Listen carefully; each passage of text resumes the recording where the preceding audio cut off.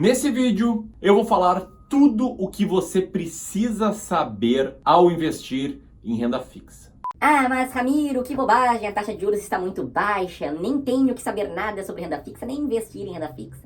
Errado. Na verdade, a renda fixa ainda pode cumprir um papel muito importante na sua carteira de investimentos e é isso que eu vou te mostrar nos próximos minutos. Tive uma conversa bem legal com o José e com o Thiago para o episódio novo do podcast Tranquilidade Financeira e lá a gente falou basicamente tudo o que você precisa saber sobre a renda fixa, desde comparação de diferentes ativos, desde entender as diferentes classes de ativos, até entender melhor os riscos que existem. Enfim, tá um guia muito completo mesmo, para te garantir a segurança e o conhecimento necessário para tomar as melhores decisões para o seu dinheiro. Então, se é isso que você quer, eu te convido a assistir o vídeo até o final e deixar seu comentário abaixo dizendo se você já investe em renda fixa, sim ou não, e se a resposta for sim, compartilhando quais ativos você investe. Beleza? E antes de começar aí a conversa, eu queria pedir, por favor, para que você dê um like nesse vídeo, te inscreve no canal, compartilha ele, porque isso parece irrelevante, parece ter um papagaio falando isso em todos os vídeos,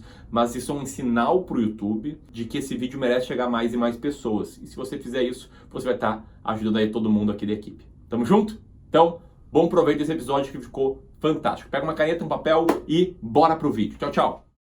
Então seja bem-vindo a mais um episódio do podcast Tranquilidade Financeira, o podcast mais transparente sobre dinheiro do Brasil.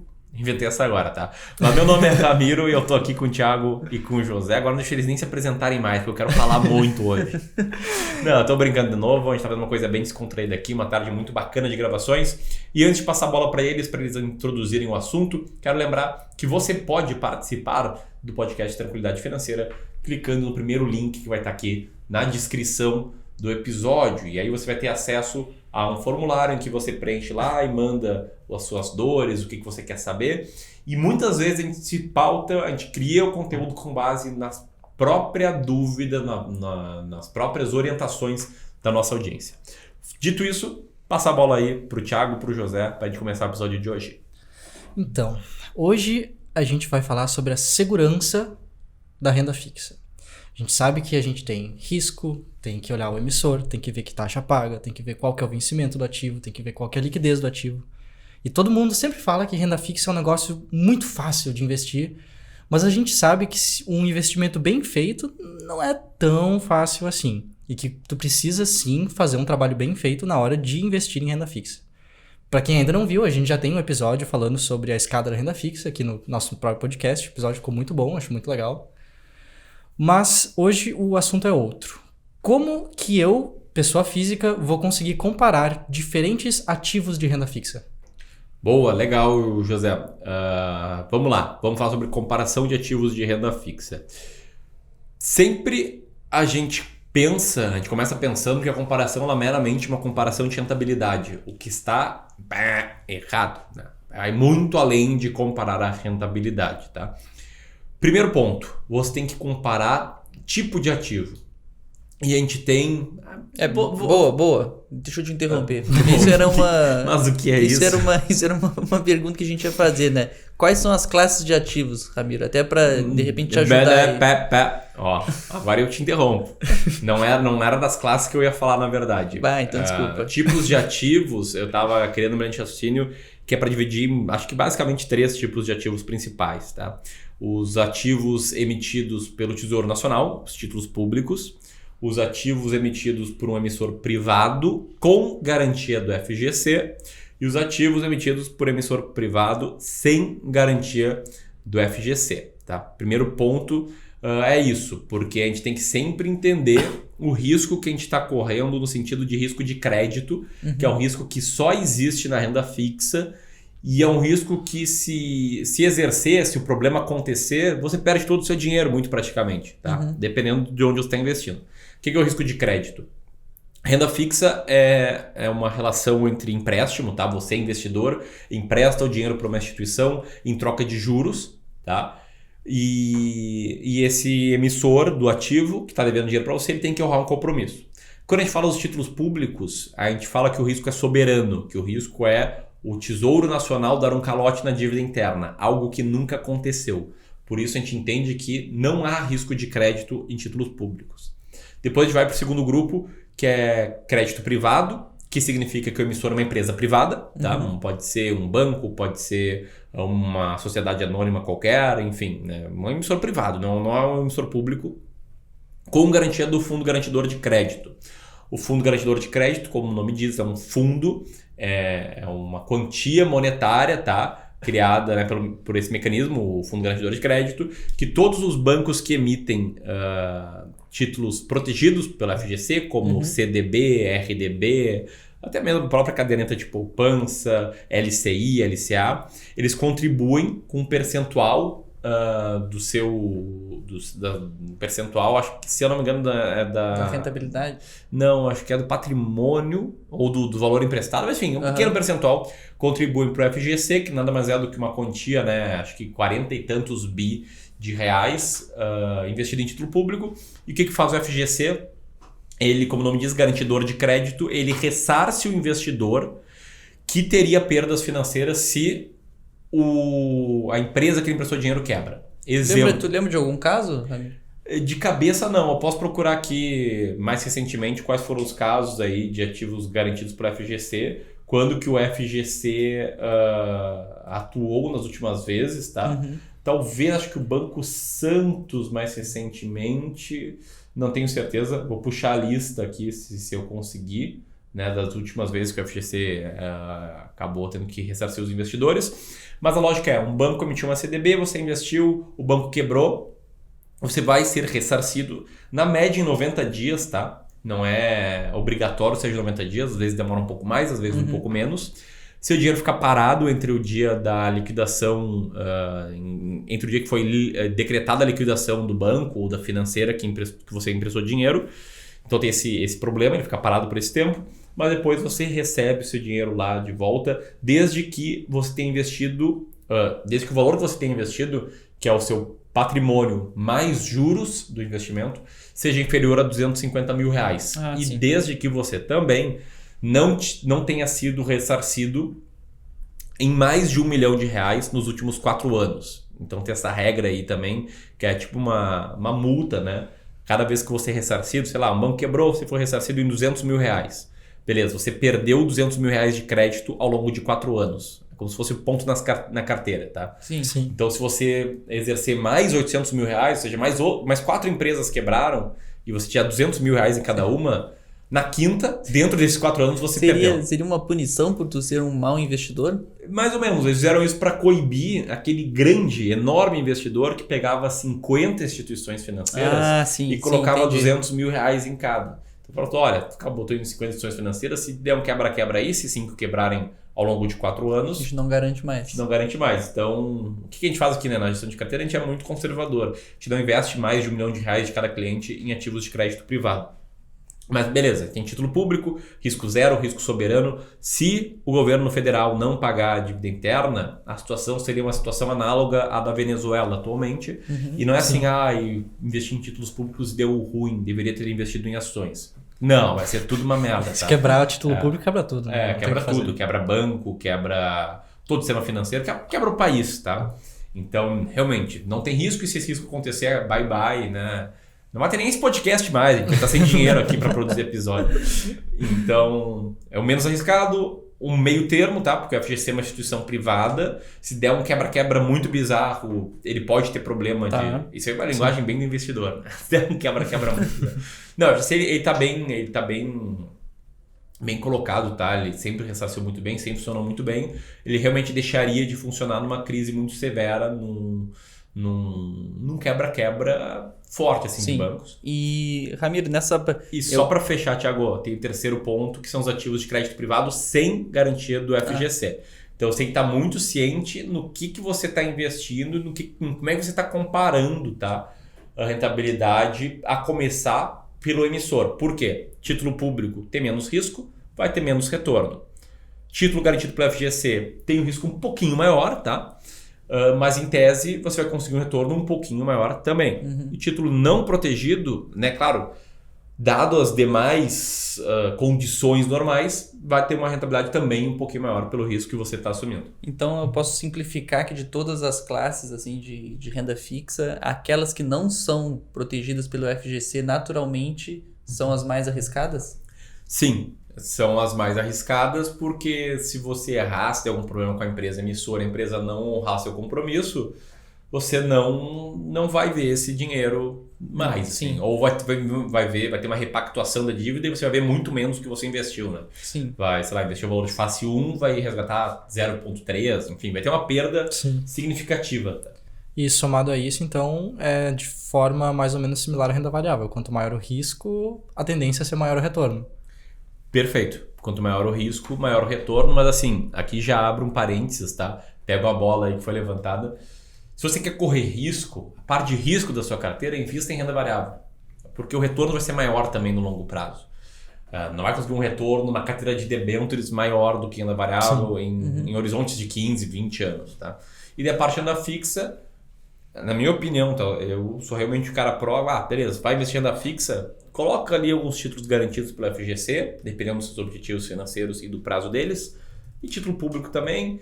E ele, eventualmente, se for ir para um título privado não garantido, sempre alocando ali no máximo 2, 3% da sua carteira em um determinado ativo e sempre comprando ativos mais seguros, tá? Sim. Não vá atrás da maior rentabilidade nesse caso. Sim. Vá atrás da maior segurança, que renda fixa, em tese, é para proporcionar uma segurança maior. Tá, então, Ramiro, quais são as classes de ativos de renda fixa? Aí sim.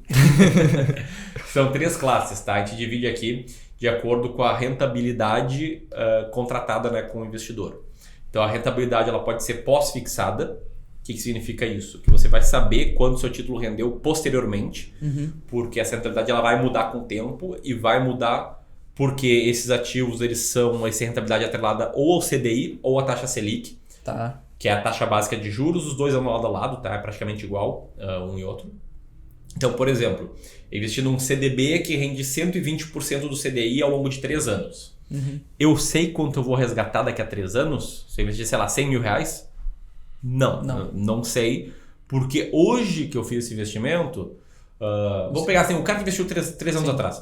3 anos atrás, o CDI estava ali perto, a taxa Selic estava perto de 14%. Então, ali nos primeiros dias, esse cara recebeu o equivalente a 14% ao ano. Digamos que o cara ficou um mês, tá, com a taxa Selic em 14% ao ano. Nesse mês, ele recebeu 1/12 de 14% de rentabilidade. 120% de 14 avos. Isso aí, 120%, porque o CDB rende 120% do CDI, nesse nosso exemplo, tá? Beleza, tem esse cara aí, show. Daí teve uma reunião lá do Copom, que é o Comitê de Política Monetária do Banco Central, que é quem determina qual vai ser a taxa Selic meta e, consequentemente, taxa Selic. E o Copom falou, não, a taxa Selic está muito alta, a inflação está caindo, vamos baixar para 13% ao ano. Daí aquela tua aplicação que já rendeu, tá, 1/14 de 120% de 14% ao ano, sei que pode parecer complexo, mas não é, vai render agora o equivalente a 120% de 13% ao ano.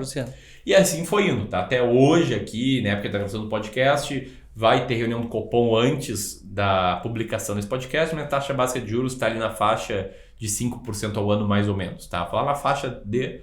Porque vamos ver o que o Copom vai fazer. Se vai baixar mais, vai baixar para 4,5, 4,75, vai manter em 5, 5,5, ou aumentar para 5,5, enfim. Está na faixa de 5% ao ano. Sim. Mas é pós-fixado porque você não sabe quanto vai render, vai saber só posteriormente e vai estar sempre em linha com a taxa Selic com o CDI. Depois temos o oposto, que é a pré-fixada, que você sabe exatamente quanto vai render. Como é que você sabe exatamente? Simples. Você investiu, vai pagar 10% ao ano com vencimento daqui a 3 anos. É isso aí. Vai ser 10% no primeiro ano, 10% no segundo ano, 10% no terceiro ano. Então, na pré-fixada, quem pegou aquela época de 14%, posso dizer que se deu bem? O cara que pré-fixou, sei lá, uma CDB, tem gente aqui, até cliente nosso, que pré-fixou a 17% ao ano. Se deu muito bem, ganhou muito dinheiro, porque a pré-fixada ela geralmente vai bem quando a inflação cai. Só que era possível 3 anos atrás a gente falar, olha só, daqui a 3 anos a inflação acumulada de 12 meses vai estar em 3% ao ano. Não, o futuro é plenamente imprevisível. Sim, claro. Não tinha essa ciência. Não, era fácil investir, né? A gente investiria todo mundo lá em 17% ao ano e estaria feliz agora vendo o dinheiro render muito. Esse é o segundo grupo, tá? Terceiro grupo é a renda fixa atrelada à inflação, que é um misto de pós com pré-fixado. Tem uma parte que é pós-fixada, que vai render exatamente o IPCA ou o IGPM, mas na maioria das vezes o IPCA, que é um índice que você não sabe qual vai ser no futuro também. Você sabe quando foi no mês passado, quando foi nos últimos 12 meses, quando foi em anos passados, mas não sabe quando vai ser daqui para frente. E além disso vai ter uma taxa de juros real. Então tem um componente pré-fixado, que é a taxa que você recebe acima do IPCA, e tem componente pós-fixado, que é o IPCA em si. E um erro muito comum dos investidores é pegar e perguntar: o que é melhor, Ramiro? Uma CDB que rende 120% do CDI ou uma CDB que rende IPCA mais 4% ao ano? E aí a gente entra em outro problema de comparação, que está comparando banana com laranja. Sim. São duas classes de ativos diferentes. É perguntar assim, o que é melhor? A ação da Ambev ou fundo imobiliário, sei lá, do Shopping Floripa? Entendeu? Opa, cara, não tem nada a ver. Uma coisa é um fundo imobiliário, um shopping, outra coisa é uma ação de uma empresa que produz cerveja. São dois grupos diferentes de ativos, são duas classes de ativos diferentes. Tá, então nesse caso o que tu recomendaria? Não fazer essa comparação. Não faz a comparação. Não compara coisa incomparável. Quer comparar? Beleza. Compara o Tesouro IPCA+, que é atrelado à inflação, com uma CDB que rende IPCA mais X% ao ano. Esses dois tu pode comparar. Sim. Provavelmente a CDB vai render um pouco mais, tá? Porque tem um risco um pouquinho maior. Claro. E também porque as CDBs geralmente, na maioria das vezes, são investimentos sem carência. Quer dizer, com carência. Você não pode tocar no seu dinheiro antes da data de vencimento. Então, se for investir agora num CDB, eu chamo o CDB de A, né? Não é num CDB. É o certificado. É então. o certificado. É o certificado, isso. Não é transgênero, certificada. Não é a certificada. Sim. Então é o certificado. Então vai investir num CDB, que vai vencer daqui a 3 anos. Peraí, tem um risco um pouquinho maior, tá? Que é um crédito privado, tem o FGC ali, vai garantir, mas é um risco maior do que risco soberano. E além disso, você não vai tocar nesse dinheiro por 3 anos. Então você está abrindo mão de algo que é bom, que é a liquidez. Tá. E em troca disso tem que ganhar mais dinheiro também. Então vai fazer essa comparação e vai ver que o CDB vai render um pouco mais. Tá. Só que na hora de decidir, você tem que levar tudo isso em consideração. Tem que levar em consideração o fato de que eu vou ficar 3 anos sem tocar nesse dinheiro, ver se está ok ou não, frente ao restante da sua carteira, frente aos seus objetivos financeiros. Tem que levar em consideração o fato do risco ser um pouquinho, assim, marginalmente maior. Tem que levar em consideração o fato de que o emissor pode quebrar e beleza, você vai ser ressarcido pelo FGC, mas é uma função. O dinheiro fica 3 meses parado, mais ou menos. Você tem que juntar papelada, reconhecer firma em cartório, ir numa agência de um banco buscar o dinheiro. Sim, claro. Então tem todo esse fator perrengue, assim. Sim, claro, que o cara tem que enfrentar. Então, nesse caso, Ramiro, voltando nessa situação aí que o cara tá nessa dúvida entre duas, querendo comparar banana com maçã, eu poderia dizer que uma alocação ideal, na nossa estratégia aqui de alocação de ativos, ele seria ter 2, seria investir tanto em um e no outro, ou de repente também orientar, ver quais são os objetivos dele em função desse prazo que eu tenho que deixar ali, como é que... Perfeito. Assim, em questão de comparar título público com crédito privado sem FGC, tudo começa pelos objetivos financeiros, tá? A pessoa, se o cara só tem objetivo financeiro de longo prazo e tem uma boa reserva financeira, depois tem planos de médio prazo que ele investe a parte do plano de longo prazo, Sim. Não tem problema deixar tudo em crédito privado, sem carência e tal. Não é assim, meu Deus, que horror, tá? Até seguir a estratégia da escada nesse caso funciona muito bem. Agora, se daqui a pouco a pessoa, embora ela só tenha objetivos de longo prazo, ela sinta mais à vontade tendo liquidez, e tem clientes nossos assim, sentem mais à vontade tendo liquidez. Sim. E a pessoa, o dinheiro fica amarrado lá, não sei se não é muito comigo e tal. Sim. Então, às vezes, o que mais traz tranquilidade financeira, Sim, né? claro, e aí nesse podcast. às vezes ele sente seguro de estar ali, tá pronto para uso, né? Aí ele pode fazer um mix de crédito privado com títulos públicos ou botar só títulos públicos. Sim. Até porque o que vai puxar grande parte da rentabilidade da carteira, mesmo se a carteira tiver um valor menor em renda variável, vai ser a parte de renda variável, né? Que é o que dá esse ganho mais relevante de longo prazo, é o que puxa a rentabilidade para cima, né? Tá. Então, Ramiro, como é que eu posso então estimar a rentabilidade de um ativo de renda fixa? Seria então... primeiro eu tenho que passar por essa parte de qual classe ele se encontra, né? Perfeito. E aí depois eu posso então fazer alguma estimativa? Posso investir pensando, por exemplo, se eu pego aquele ali que tem a parte pré-fixada e a parte pós-fixada. Eu posso fazer uma estimativa de quanto é que vai ser, por exemplo, a inflação? Eu posso investir pensando nessa estimativa ou isso não faz muito sentido? Tu te refere, Thiago, à decisão de em qual título investir, em qual classe de ativo investir? Pensando... Eu quero ter uma expectativa da minha rentabilidade. Tá, a expectativa tu consegue. A expectativa é tranquilo. Mas eu não estou tentando prever o futuro? Mas tu consegue ter uma expectativa. De novo, não é uma expectativa, não é uma certeza. Tá. Mas, por exemplo, se o título paga IPCA mais 13,5% ao ano, não espere ter retornos de IPCA mais 5% ao ano. Entendeu? Tu vai ter que alinhar a expectativa. Porque se tu olhar só para o retorno passado, os títulos atrelados ao IPCA eles cederam muito bem no passado. Sim. Só que tem muita gente que comete o erro de pensar o seguinte, olha... Rendeu muito bem no passado, deu na média IPCA mais 7% ao ano. Uhum. Só que se tu for investir hoje e tá lá que vai pagar IPCA mais 13,5% ao ano, não espere mais do que isso. Tá. Daí beleza, se IPCA for 20%, vai render 23% ao ano. Sim. Se IPCA ficar onde está, na faixa de 3%, 4%, 5%, que é mais no histórico um pouquinho maior, vai render 8,5%, 9% ao ano. IPCA mais a taxa de juros real. Pré-fixado não é nem uma expectativa, uma certeza do quanto vai render. Uhum. E o pós-fixado, tu também tem que fazer um exercício de pensar que ele sempre vai render um pouquinho mais que o IPCA. Tá? Que é a taxa de juros real. Por quê? Eu comentei, né? Talvez o investidor mais iniciante pode ter achado muito confuso. Eu comentei que olha, o Copom vai lá, se reúne e escolhe se vai aumentar ou baixar a taxa Selic. Tá? Que eu comentei, 3 anos atrás eles viram lá 14% e foram baixando até final de 2019 que a gente está gravando, ele está na faixa dos 5% ao ano. Por que ele faz isso? É uma ferramenta de controle de inflação.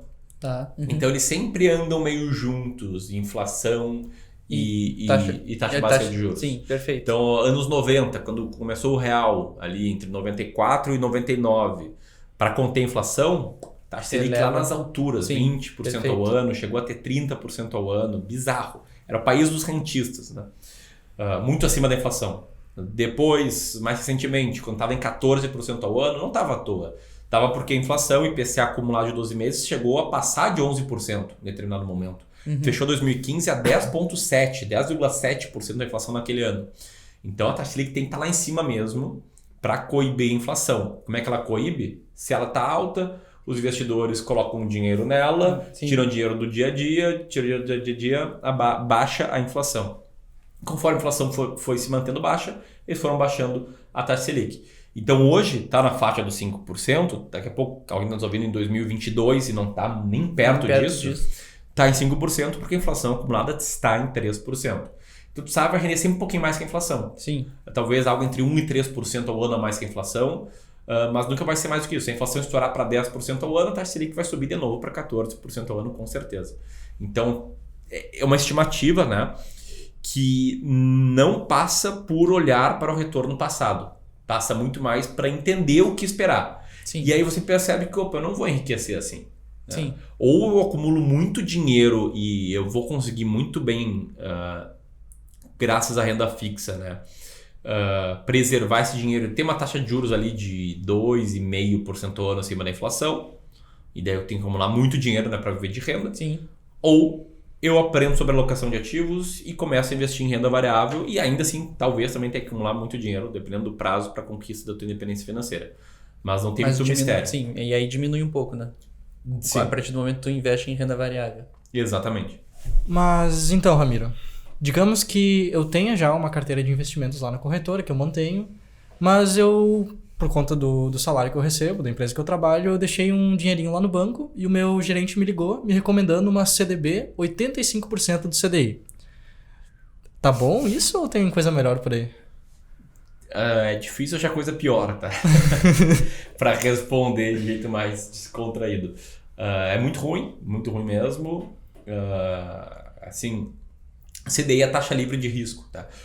Você consegue, com meia hora para abrir uma conta numa corretora, mais um trabalhinho de fazer uma TED, investir em Tesouro Selic pagando 0,25% ao ano, que equivale aí a 90 e pouquinhos % da taxa Selic num ativo menos arriscado. Então é mau negócio esse negócio de 85% CDI no banco, e eu sei que é muito comum, os bancos fazem muito isso, em especial com quem desconhece um pouco mais, né, sobre finanças, sobre investimentos, mas respondendo preto no branco, péssimo negócio. Maravilha. Ramiro, existe volatilidade nos ativos de renda fixa? Boa, Thiago.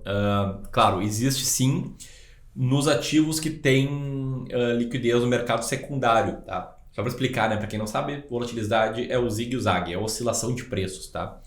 Nos títulos públicos, em especial, na verdade, nos títulos pré-fixados e atrelados à inflação, há uma negociação diária desses títulos. Uhum. E eles funcionam até, de certa forma, no curto prazo, como se fosse uma ação. Como assim, como se fosse uma ação? Eles são títulos emitidos pelo governo nacional, tá? Pelo Tesouro Nacional. E se o Tesouro faz uma emissão e ninguém está interessado em comprar, o que ele faz? Ele aumenta a taxa que ele paga. Uhum. Tá? Então, Oferta e demanda. Oferta e demanda. Se ninguém quer investir nos meus títulos, eu estou oferecendo 7% ao ano no título pré-fixado, então vou oferecer 8% ao ano. Sim. Mas se ninguém está querendo comprar 8%, vou oferecer 9%. Então, existe uma relação inversamente proporcional entre preço e taxa. Tá. Então, se no curto prazo a taxa aumentar, o preço cai. Sim. Se no curto prazo a taxa cair, o preço sobe. Sim. Isso cria algumas coisas bizarras, como por exemplo, no pregão, acho que 17 de maio de 2017, né, o Wesley Day, teve um estresse geral na economia, e naquele dia teve ativo o Tesouro IPCA+, que caiu 18%. Bah. 18%, se não me engano. 18 ou 13%. Falando de cabeça aqui, não é que seja 13%. Vou botar 13. 13% porque a gente vai estar pecando pelo cuidado. 13% num dia. Então, muita gente pensa, cara, renda fixa é dinheiro... Eu estou apontando aqui, tá, pessoal do YouTube? Fiquem tranquilo aqui, a bateria está acabando. Muita gente pensa, renda fixa é dinheiro certo. Daí veio a carteira caindo e não entende. Mas tem que entender que tem essa dinâmica, tá, de marcação ao mercado. No curto prazo ela vai oscilar, mas mantendo esse ativo até o vencimento, você recebe exatamente aquilo que você pagou, tá? Que você comprou. Então, se você comprou pagando, sei lá, 14% ao ano, vai receber 14% ao ano até a data de vencimento. Uhum. Se você investiu pagando 7% ao ano e um mês depois está pagando 10%, você vai receber 7% ao ano até a data de vencimento. Então, daí entra outro ponto bem importante, que é pensar em investir sempre atrelado ao prazo, né? Sim, claro. Quer dizer, se o prazo é 5 anos, não vai investir no Tesouro IPCA+, que vence em 2050. Ele pode cair em 5 anos, ou empatar. Ele tem uma dinâmica parecida com o mercado de ações. Agora, se o prazo é 2050, beleza, não tem problema. Manda lá, tranquilo. Tá alinhado. Tá, Ramiro, e por que então nessa linha nem todo ativo de renda fixa ela tem liquidez? Pelas regras de empréstimo. Tem um banco que quer emprestar com a condição de que, olha, carência de 3 anos, e daí a regra é essa. A regra é que vai essa, investir, tá. escolhe emprestar ou não. Título público tem mercado secundário, seja pelo Tesouro Direto, seja pelo próprio mercado secundário, mas o principal, né, para pessoa física é o Tesouro Direto. Sim. E aí tem nessa dinâmica de preço e taxa. Sim, eu posso então, Ramiro, tem aqueles títulos que eles te entregam cupons, né? Eu posso considerar esses cupons alguma coisa de liquidez, relacionada à liquidez desse investimento? Não é liquidez do ativo, tá? Mas é um evento que te gera liquidez. Tá, é um evento que gera liquidez. É que nem receber um dividendo de uma ação. Vai receber um dinheiro na tua conta. Tá, Então esse evento gera uma pequena liquidez para o investidor. entendi. Perfeito. Lembrando que tem ainda debentures que também são negociadas no secundário. E Isso. que às vezes pode parecer estranho para o investidor, ele investe em uma coisa que seja, por exemplo, IPCA mais alguma coisa, mas desde que ele investiu na debenture está só caindo. O que é, Perfeito. o que é o secundário que tu comentou, José? O mercado secundário e o mercado primário é o seguinte: o mercado primário é quando tu compra a debenture na emissão, ou seja, tu compra ela diretamente do emissor, no caso a empresa que emitiu, e o mercado secundário é quando tu compra de uma outra pessoa que quer vender ela, Sim. não necessariamente da empresa. Tá, só para deixar claro, porque às vezes a pessoa que tá ouvindo não pode entender, talvez não entenda. Perfeito. Isso. Agora, uma pergunta interessante. Previdência é renda fixa? Não necessariamente, né? Tem fundos e fundos de previdência. Eu acredito, mas daí que eu falando da boca para fora, eu acredito que a maioria deles tenha carteiras de renda fixa, carteiras majoritariamente de renda fixa. Sei que tem fundos de previdência que tem carteiras de renda variável, tem até um limite de exposição em renda variável, que mexeram até pouco tempo atrás. Antigamente era 49%, acho que agora é 70%. Mas aí tem que olhar o que está dentro do fundo, né? Se existe fundo de previdência que é só renda fixa. Existe fundo de previdência que é renda variável com um pouco de renda fixa. Existe fundo multimercado de previdência. Mas não dá para categorizar só sabendo que é um fundo de previdência como renda fixa necessariamente. Teria que olhar para a carteira do fundo, para a política de investimento do fundo, para como o fundo investe seu dinheiro. Eu acho que foi muito na linha da segurança, né? Sim. Foi muito mais nessa linha a tua pergunta, né, José? Se Sim. a gente pode considerar a previdência ou, de repente, uma previdência privada como a mesma segurança da renda fixa. Mas depende muito do tipo da gestão que se faz daquele fundo, né? 2 pontos, né? Primeiro é a gestão do fundo. Se o fundo tem 70% de renda variável, Sim, ele vai ter marcação ao mercado de renda variável. Aham. E segundo, nenhum fundo tem garantia do FGC, nenhum fundo Sim, de sim. nada. Perfeito. E os ativos que o fundo investe também não. Até 2014 tinha, então se o fundo investisse em um CDB e a CDB quebrasse, pagava para o fundo. Agora não tem mais, faz anos já que não. Mesmo aquele CDB tendo garantia? Mesmo sendo garantia, não paga para fundo de investimento. Aham. E beleza, todo fundo de investimento aí, não previdência, tá? Todo fundo de investimento ele tem um CNPJ próprio que tem uma personalidade jurídica própria em relação à administradora e à gestora do fundo. Então, se a gestora quebra, se a administradora quebra, o fundo está salvo. Mas na previdência, não sei por que cargas d'água, o fundo é entendido como patrimônio da seguradora. Então, se a seguradora quebra, bye dinheiro do fundo. Ele entra lá no dinheiro da seguradora. Então tem esse pequenininho fator a mais de risco. Tá, e me diz uma coisa, Ramiro, agora mudando um pouco de assunto. Por que os bancos, as corretoras financeiras, elas evoluíram para não cobrar mais a taxa de custódia para investimento em renda fixa? Eu acho que é pela concorrência. Concorrência maior. Um maior número de investidores, então, seria. Porque eles já ganham dinheiro, né? Sim. Que fique muito claro, né? Porque não tem taxa de custódia que a corretora não ganha dinheiro quando você investe num CDB. Como é que funciona, tá? Digamos que o Clube do Valor seja um banco CDV. E a gente tem uma corretora lá, sei lá, chamada Corretora AGM Brasil, que é a nossa outra empresa aqui, tá?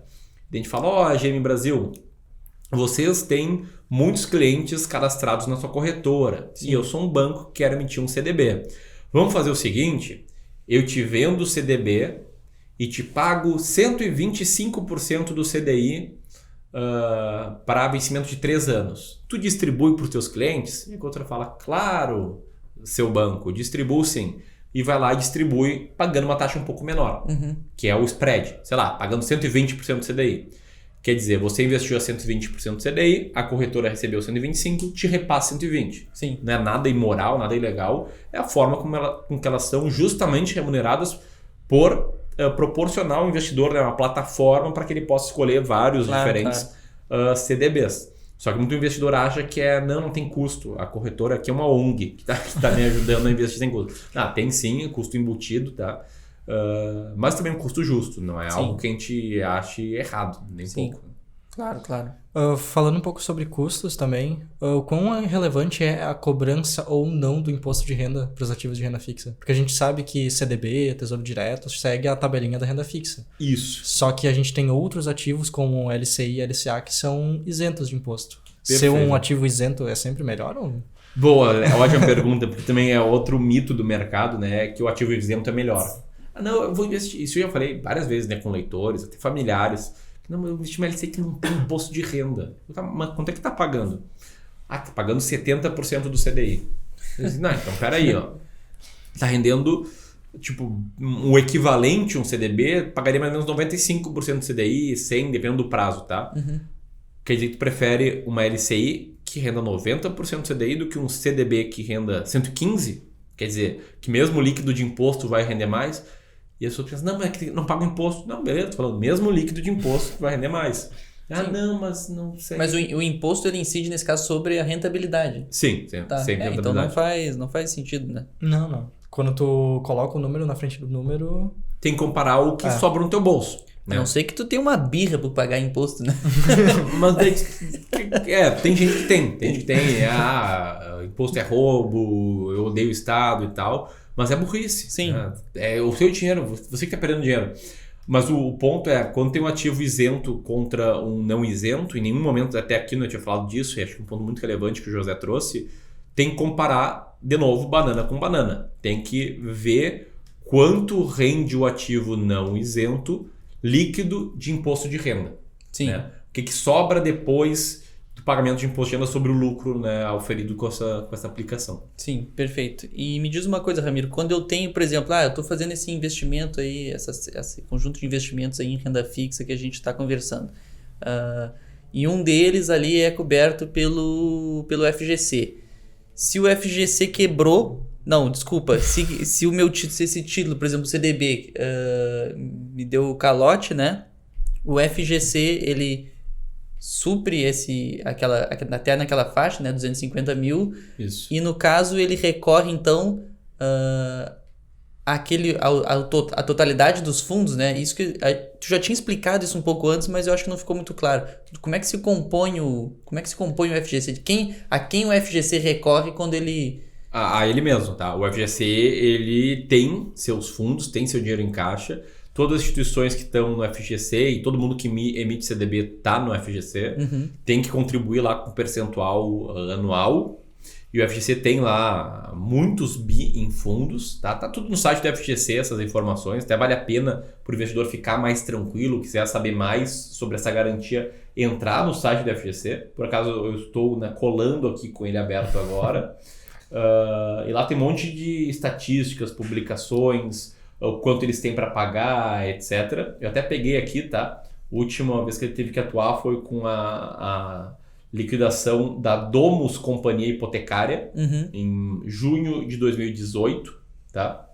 E ele mostra todas as garantias que ele tem. Se eu não me engano, é que faz um tempo, uma vez que eu fiz um conteúdo só sobre a FGC, era 40 bi em caixa. Mas imagino que eles tenham números maiores ainda. Então praticamente não tem risco do FGC quebrar, né? Tem. Ele não é altíssimo, tá? Tanto é que esse mecanismo existe desde 96 e todos os bancos que tiveram, bancos e companhias hipotecárias, né, e financeiras que tiveram liquidação, ele honrou o pagamento sempre, mas tem um risco maior do que o soberano, né? Sim, maior que o soberano, perfeito. Eles têm 73 bi de patrimônio com 51 bi de patrimônio com liquidez. Então... é algo bastante relevante, tá, de patrimônio, supera aí, consegue arcar com muitos depósitos, sim. Mas, por exemplo, um dos 4 grandes bancos quebrar, essa estrutura aqui financeira já complica, já né? fica bem mais fragilizada. Mas tá? aí entra naquela parte do risco sistemático, né? Aí seria necessário então uma grande crise, um grande colapso para... E tem outros vários fatores, já tem o famoso too big to fail. Sim. O problema que traria, né, um banco grande quebrando no Brasil, é um problema muito sério, né, para o sistema financeiro. Então tem todos os pontos que têm que ser levados em consideração, mas sim, funcionou muito bem. Obrigado, nos últimos 23 anos honrou todo mundo. E saindo um pouco da esfera do FGC, se eu aplicar numa debenture que não é garantida pela FGC e a empresa que emitiu a debenture quebrou, Daí ela faz uma repactuação da dívida. Resumo da ópera, vamos simplificar. Não pensa que você vai ver esse dinheiro, tá? Talvez você consiga vender a 0,3 vezes o valor de face, 0,2, recuperar um pouquinho. Mas pensa como meio que fundo perdido, tá? Não vai ter liquidez, a liquidez vai sumir do sistema. E aí vai ter aquela chance de fazer um deal lá embaixo. Só que a maioria das empresas não sai da recuperação judicial. E tu entra na lista de pagamento, tá? A debênture até pode ter garantia quirográfica, né? Pode ter garantias, mas ainda assim é um rolo que não há. É melhor contar com o pior cenário do que com o melhor. Entender que é coisa séria botar dinheiro em debênture. Tem que ser muito bem pensado, né? Como fazer isso para mitigar o risco. E uma ferramenta muito boa é, cara, limitar 1, 2, 3% no máximo do seu patrimônio investido numa debênture. E também usar daí das agências de rating, né? Agências de rating são agências que dão nota para as debêntures e priorizar por debêntures com notas altas, acima de A. Tá? A menos para cima, pelo menos para realmente mitigar bastante seu risco de tomar calote. Sim, tu falou agora há pouco, né, de complexidade de analisar esse tipo de coisa, então vem aquela pergunta, né, se é mais fácil investir de forma direta em um título de renda fixa na corretora ou só comprar um fundo de renda fixa simples, por exemplo. Tipo os ETFs que surgiram recentemente? Tipo ETF, tipo fundo DI, esse tipo de alternativa. Eu acho que são duas boas alternativas, tá? Tem esses fundos, esses ETFs que replicam o desempenho de títulos públicos, de carteiras de títulos públicos. Acho que é o IMAB11. O IRFM, que é prefixado IRFM11, que são excelentes alternativas de você colocar o seu dinheiro em renda fixa com menos complexidade. E fundos DI, por exemplo, são fundos que têm 80% da carteira em fatores de risco ligados ao CDI. Então, vai render ali perto, um valor estável perto do CDI, às vezes 100, 101, 102, 105% do CDI. Quanto menor for a taxa, melhor. E pode sim ser utilizado fundos como veículos para o investimento em renda fixa. Mas daí sempre naquela história, né? Os fundos têm que ter taxa baixa de administração, tem que ter carteira diversificada, se é um fundo que vai investir em crédito privado. Tem que ter os cuidados básicos que tem que ser tomado ao investir em fundo. Sim. Ô Ramiro, tu comentou em um episódio aí atrás que a tua carteira de investimento de longo prazo não tem renda fixa. Por quê? Porque renda variável vai render mais no futuro. Assim. Em todo o país é essa a verdade. Estados Unidos, Alemanha, França, enfim, eu acredito fortemente que a renda fixa vai proporcionar um retorno maior de longo prazo, com uma volatilidade maior também. Renda variável, né? Desculpa, renda variável. Senão eu investiria em renda fixa, não em renda variável. Sim. Com uma volatilidade maior, mas eu tô tranquilo. Meu plano de referência financeira ainda tem muitos anos para chegar lá. Então, no renda fixa na minha carteira de longo prazo. Maravilha. Eu acho que é isso aí, Ramiro. A gente já passou bastante coisa sobre renda fixa e eu acho que no fim eu acho que a lição que dá pra gente tirar é que ela pode ser tão complexa, né, quanto um investimento em renda variável. Claro, tem algumas simplificações, mas se a gente for entrar a fundo mesmo no tópico renda fixa, tem muita coisa para explorar e muita coisa aí para o investidor ficar atento, né? Eu tomaria cuidado, talvez, com a palavra complexa, porque daí nosso ouvinte pode pensar, não, isso aqui não é para mim, não, deixa eu deixar na poupança aqui. Sim. É complexo para quem chega de paraquedas, mas para quem começa a ler e tal, se inteirar, em poucos meses já está bem seguro aí, entendendo bem os mecanismos de proteção, entendendo bem a diferença de cada classe de ativos, enfim, com bem mais segurança para a tomada de decisão. Então, nesse ponto, acho que é possível todo mundo dominar a renda fixa. Claro, para quem chegou aqui, a primeira vez que eu vou falar em renda fixa, com certeza foi um episódio que passou uma ar de complexidade. Mas não é a coisa mais difícil do mundo. Então, para essa pessoa que está começando, que está ouvindo agora, a primeira vez sobre renda fixa, qual é o caminho? Estudar. Acho que ler sobre tudo que a gente falou aqui. Estudar sobre o fundo garantidor de crédito, estudar sobre os títulos públicos, sobre a diferença de títulos pré-fixados para pós-fixados e ir atrás da inflação, entrar no site do FGC, ler os demonstrativos deles, ir atrás de informação, que a informação traz luz, né, ilumina as coisas, vai te dar muito mais segurança e mais tranquilidade para sua tomada de decisão. Maravilha, é isso aí. Beleza? Então, você que está aqui conosco até agora, por favor, né, compartilha esse episódio com os seus amigos que querem saber mais sobre renda fixa. Clica no botão aqui para participar, você com a sua dúvida, com a sua situação do próximo Tranquilidade Financeira. E é isso aí. Obrigado por ficar conosco até agora. Um abraço. Um abraço, Valeu. tchau, tchau.